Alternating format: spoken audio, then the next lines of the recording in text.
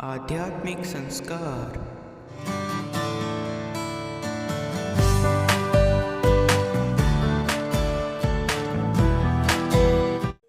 About Almighty Krishna's Bani.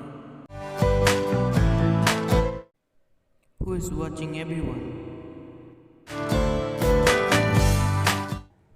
आध्यात्मिक संस्कार, आध्यात्म के ओर कदम। गीता ज्ञान, श्रीमद् भगवद गीता का 6वां अध्याय।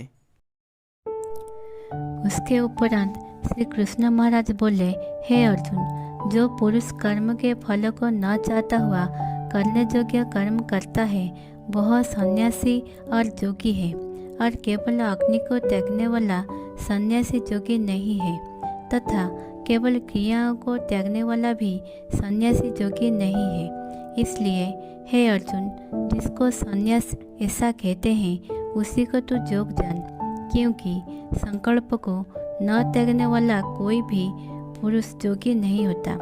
समत्व बुद्धिरूप जोग में आरूढ़ होने की इच्छा वाले मनशील पुरुष के लिए योग की प्राप्ति में निष्काम भाव से कर्म करने ही हेतु कहा है, और योगारूढ़ हो जाने पर उस योगारूढ़ पुरुष के लिए सर्व संकल्प को अभावी कल्याण में हेतु कहा है। जिस काल में न तो इंद्रियों के भोगों में आसक्त होता है तथा न कर्मों में ही आसक्त होता है, उस काल में सर्व संकल्प को त्यागी पुरुष योगारूढ़ कहा जाता है।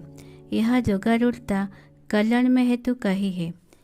इसलिए मनुष्य को चाहिए कि अपने द्वारा अपना संसार समुद्र से उद्धार करे और अपने आत्मा को अधोगति में न पहुंचावे, क्योंकि यह जीवात्मा आप ही तो अपना मित्र है और आप ही अपना शत्रु है, अर्थात और कोई दूसरा शत्रु या मित्र नहीं है।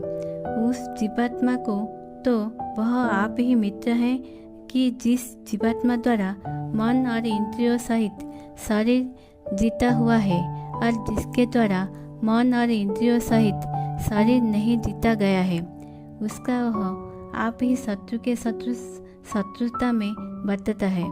हे अर्जुन, सर्दी, गर्मी और सुख दुखादिकों में तथा मान और अपमान में जिसके अंतःकरण की वृत्तियाँ अच्छी प्रकार शांत है, अर्थात विकार रहित है, ऐसे स्वाधीन आत्मा वाले पुरुष के ज्ञान में सच्चिदानंद धन परमात्मा सम्यक प्रकार से स्थित है, अर्थात उसके ज्ञान में परमात्मा के सिवा अन्य कुछ है ही नहीं। ज्ञान विज्ञान से तृप्त है अंतःकरण जिसका, तथा विकार रहित है स्थिति जिसकी, और अच्छी प्रकार जीती हुई है इंद्रिया जिसकी, तथा समान है मिट्टी, पत्थर और सुवर्ण जिसके, वह जोगी युक्त अर्थात भगवत की प्राप्ति वाला है, ऐसे कहा जाता है। जो पुरुष सुदृढ़ मित्र, वैरी, उदासीन, मध्यस्थ, द्वेषी और बंधुगणों में तथा धर्मात्माओं में और पापियों में भी समान भाव वाला है, वह अति श्रेष्ठ है। इसलिए उचित है कि जिसका मन और इंद्रियों सहित शरीर जीता हुआ है, ऐसा वासना रहित और संग्रह रहित, जो कि अकेला ही एकांत स्थान में स्थित हुआ निरंतर आत्मा को परमेश्वर के ध्यान में लगाएं। शुद्ध भूमि में कुशा, मृगछाल और वस्त्र हैं, ऊपरोपरि जिसके, ऐसे अपने आसन को न अति ऊंचा और न अति नीचा स्थिर स्थापन करके और उस आसन पर बैठकर तथा मन को एकाग्र करके चित्त और इंद्रियों की क्रियाओं को बस में किया हुआ अंतःकरण की शुद्धि के लिए योग का अभ्यास करें।